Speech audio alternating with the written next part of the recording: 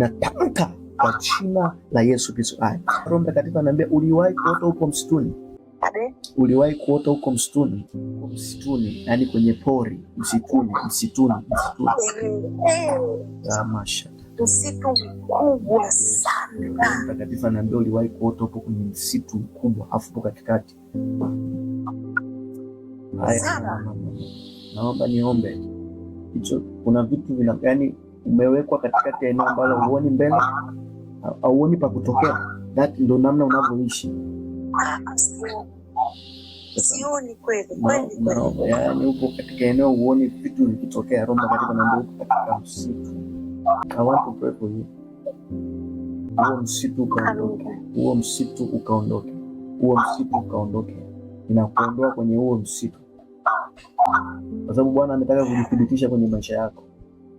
Fungua moyo wako, kuna nguvu iko mahali hapo kuhudumia.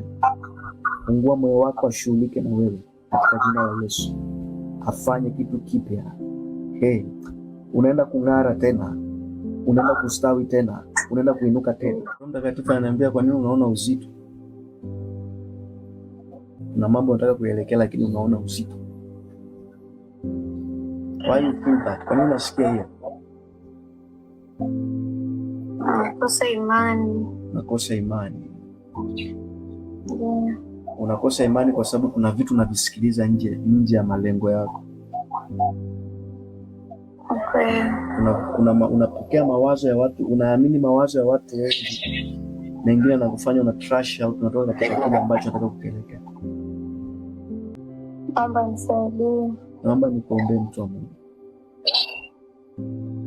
Unanisikia? Naomba nikuombee, alafu kuna vitu unatakiwa uanze kuvifanya. Kwenye kifua nikuombea. Weka mkono kwenye kifua nikuombea. Katika jina la Yesu, Bwana wa majeshi, ninaomba kwa ajili ya neema majira haya. Mungu mwenye nguvu, ina Bwana Yesu nasiwe.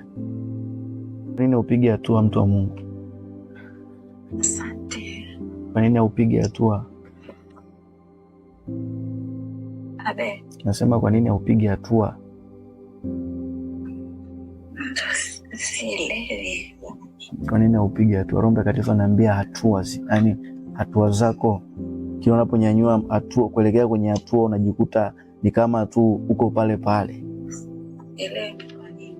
Unafanya lakini hauoni matokeo. Ndio. Unafanya lakini huoni nini? Hauoni matokeo. Unapambana lakini hauoni matokeo. Yesu atakusaidia, mtu wa Mungu.